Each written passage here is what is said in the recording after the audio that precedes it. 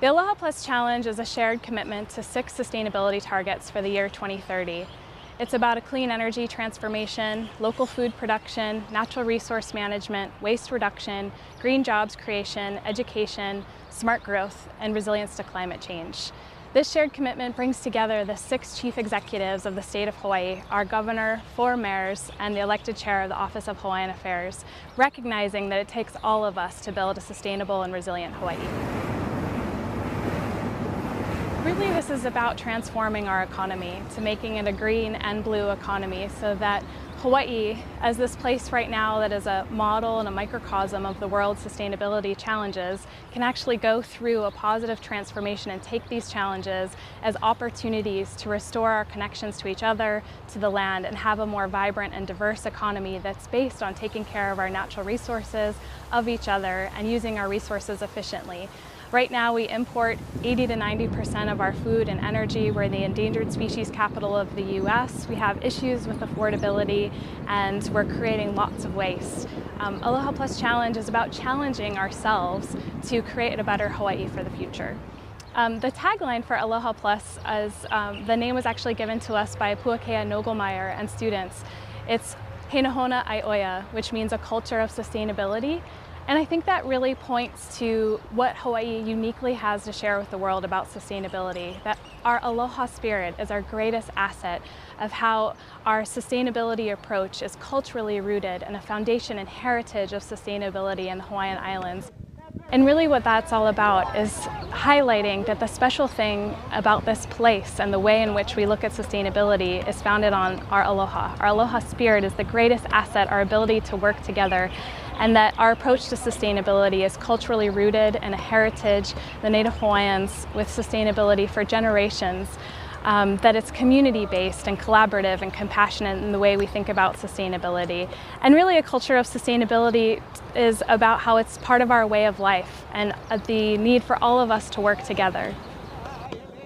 Well, many of us, when we talk about it, how is sustainability different in Hawaii? As we think about bringing the World Conservation Congress here to Hawaii, as we think about the worldwide voyage, embarking and sharing Hawaii's message of sustainability to the world, what makes it unique? And I think it's this place, it's the people, it's the history, it's the culture that makes sustainability so unique in Hawaii. And I think that we're in the midst of a comeback story of restoring the inclination of this place to be sustainable and to, instead of being a canary in the coal mine, of really being a beacon of light of what the world needs to do to become more sustainable on this planet.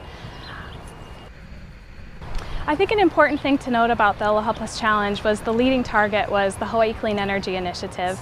And the Hawaii Clean Energy Initiative really showed us that bringing together bold leadership with partnerships and private sector investment and everyone coming together around a common goal, 70% clean energy by 2030, has resulted in amazing progress in Hawaii. We are in the top of the nation in terms of renewable energy penetration into the grid, and you know, a lot of people say that looking at Hawaii is almost like getting a postcard from the future because we're really on the front lines of figuring out our energy issues. And so from that lesson, we really understood we need to set similar goals for ourselves in terms of food self-sufficiency, taking care of our natural resources, Mauka to Makai, and other areas of sustainability. And so I think, you know, as Nainoa Thompson has often talked about, that what we have to share is setting a common destination and paddling together in that same direction. And I think that that's why I have optimism for this, is it's setting that shared destination for Hawaii, what we mean by sustainability. I think what's so exciting to me, especially as I've gone to each of the islands to meet with community members about sustainability, is there's incredible projects happening across the state in terms of sustainability and enormous community-based momentum to support these targets already. And so all this really does is put a framework in place so that all of these efforts can thrive and that we have you know, a shared set of goals. I think that what this really is about is that shared kuleana, that no one person, no one leader can accomplish this, and that everyone has an opportunity to be involved and to challenge themselves. So if we want to double local food production by 2030, what does that mean about how I can take part in that and growing my own food, changing the way I eat? If we're trying to take care of our natural resources, How can my ohana maybe go and volunteer to clean up the beach or remove invasive species from the reef? I think that there's so many opportunities for all of us to actually have a tremendous role in this challenge.